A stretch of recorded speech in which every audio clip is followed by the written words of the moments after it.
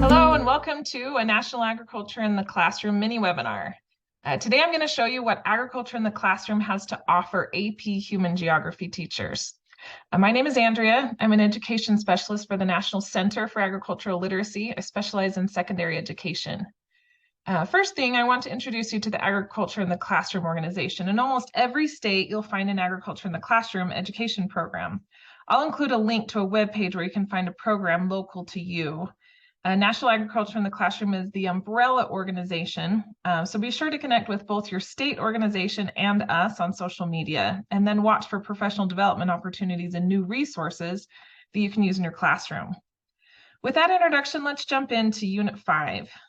This is where you're addressing some big ideas about how culture and resources influence how food is grown, technological advances and how they impact the way people grow food, and how what people produce and consume varies in different locations.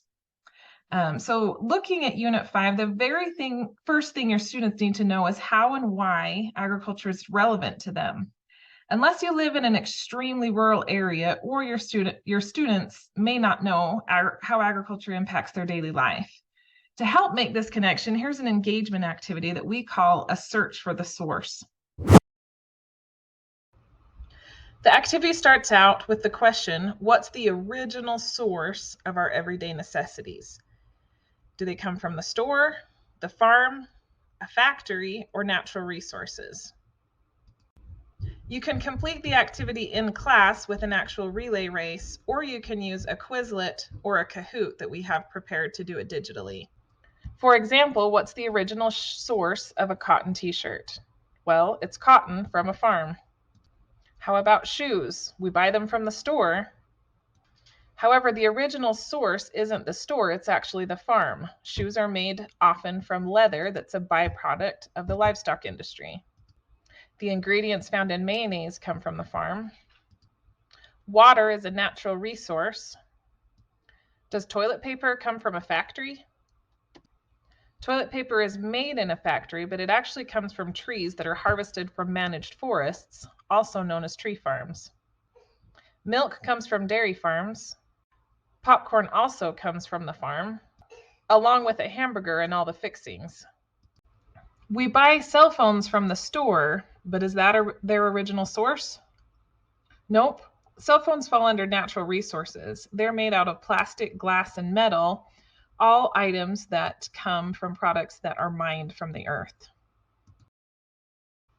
After completing this activity, students should gather that every one of our everyday necessities comes from either the farm or natural resources. Even more important than that is to recognize that farms actually rely on natural resources. Without water, soil, and other things that come from our earth, farms would not be able to function.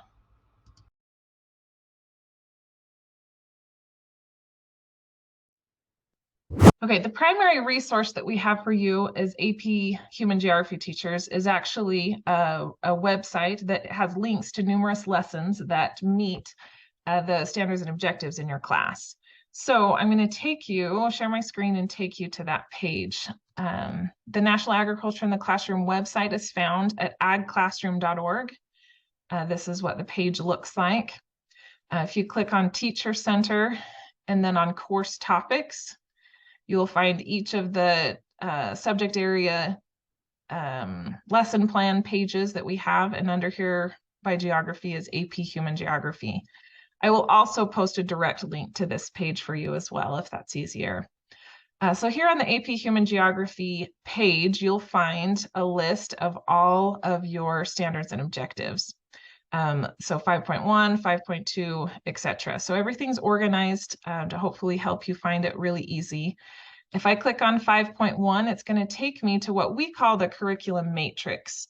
The curriculum matrix is a database of lesson plans. Currently, there's over 400 lesson plans for grades kindergarten through 12th grade. So there's a lot of areas that we specialize in and help teachers connect with resources. But this page will help you narrow your search down to just a PhD lesson. So here I am on 5.1. The very first thing that comes up is the activity that we just talked about called a search for the source. So if I click on that, this is where you'll find all of the instructions as well as links to the information. So if you were to do the actual relay race in your class, you'd click on these source search pictures and print them. Everything's right here and ready for you to use. So I'm going to actually, since we've already kind of covered that lesson, I'm going to go through another one to show you the formatting of our lessons. So this one's called Geography and Climate for Agricultural Landscapes. You'll see the title, the grade level, the purpose, the amount of time that's estimated to complete the lesson, and then the materials needed. This is an important list so that you can be prepared for class. There's hyperlinks. So here's some where does it grow cards that you can print. And those are going to be used to have students find out where each of these food items are commonly grown, what kind of climate that they need.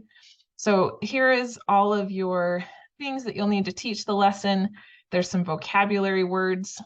The Did You Know section is something that you can use kind of as some engagement or some trivia to help bring some excitement to the lesson. Another part that's really important to be aware of is called background agricultural connections. As a previous teacher, I know that you aren't always the most knowledgeable of a certain topic prior to teaching it. Sometimes, especially when we're beginning in a new class or a beginning teacher, sometimes we're learning things just a couple steps ahead of our students. So this is a place that you're going to want to take a look at. This will give you all of the background information that you need to accurately teach the lesson. So take a look and go through that. That'll help you out to understand the concepts and the background information just a little bit better. The next thing you'll find is the engagement section. So all of our lessons follow a 5E format. So they all start with an engagement. There'll just be a few steps for an activity of something you can do to engage your students in the topic. Next is going to be an explore and explain section. This is the main portion of the lesson. And it will just give you step-by-step instructions, links, everything that you need to follow the lesson plan. The lesson always finishes up with an elaborate section.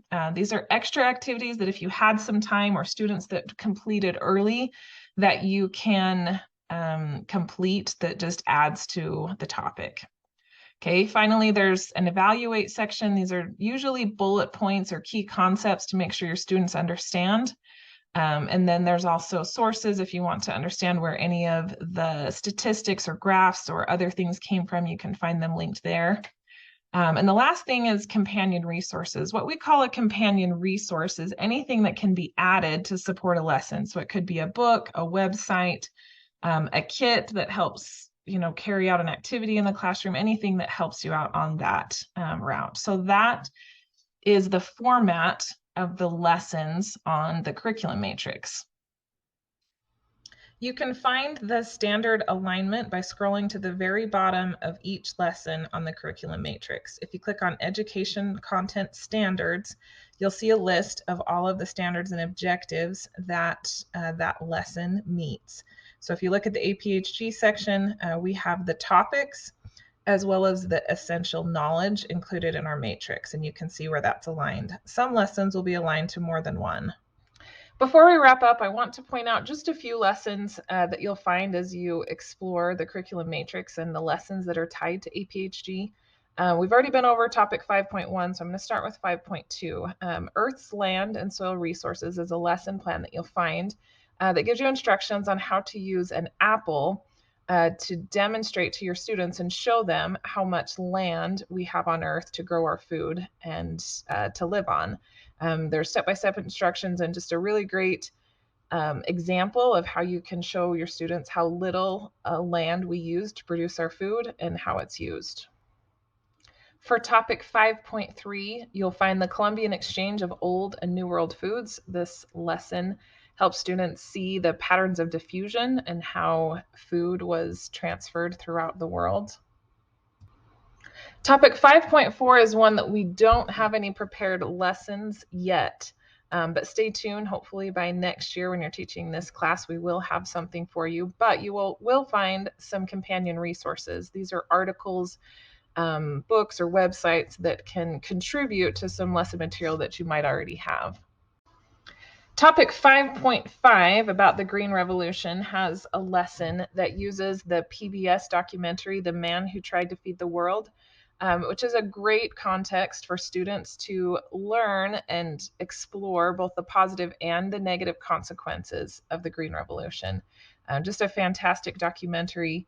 And the lesson plan has several different ways that you can engage your students by having them fill out a decision matrix as they determine both the positive and negative consequences of the Green Revolution.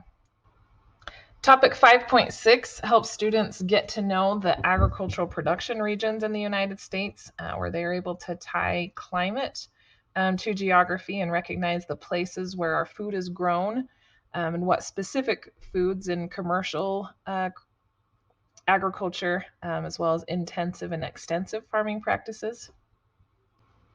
Topic 5.8 has a lesson titled Food Going the Distance. This is a lesson where students are able to recognize the common locations for a lot of the growth of our food throughout the United States as well as throughout the world, to help them recognize the transportation costs associated with transportation of our food.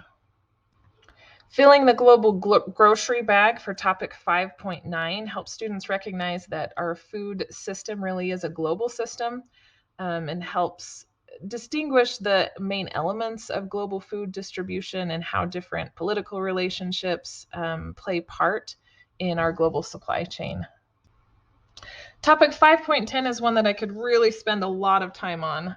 We probably have more lessons on the matrix than you could possibly have time to cover, but these are just some really, really relevant topics in our world today, very current events and discussions that students are going to find in real life. Things like cows and climate change, choosing food based upon how much water it takes, or GMOs or other technologies that are used to grow food. So this is where you're going to find a collection of lessons that are really fascinating to students as well, probably to you, that you can choose from based on your students' interests to really discuss with them the consequences of agricultural practices. What type of environmental effects do we have due to our agricultural practices? So take a look at these lessons. There's lots of really good stuff in this category. Topic 511 has a lesson called Pig Power, Creating Biogas to Renewable Energy. In this topic, students are introduced to the idea that agricultural innovations can be used to mitigate the negative consequences of agriculture. In this lesson, they're able to learn a little bit about intensive hog farming and how they are able to turn hog waste into renewable energy. Finishing up with topic 512 is the role of women in agriculture. In this lesson, students will learn about the role of women throughout the world in production and the distribution of food. This wraps up our mini webinar. I hope you found it useful and that you have lots of new resources that you're excited to use in your classroom. Before I end, I just wanted to share with you the mission of agriculture in the classroom. It is to increase agricultural literacy through K through 12 education. An agriculturally literate person is defined as one who understands and can communicate the source and value of agriculture as it affects our quality of life. The Unit 5 of AP Human Geography is a perfect context for your students to gain agricultural literacy, for them to understand and appreciate the source of their food and so many of their everyday necessities, and how agriculture plays a role in that. We do want to hear from you. Feel free to leave comments or ask questions. You're also welcome to contact us and look for other professional development opportunities that are coming, and request topics as you'd like to. So thanks again for coming.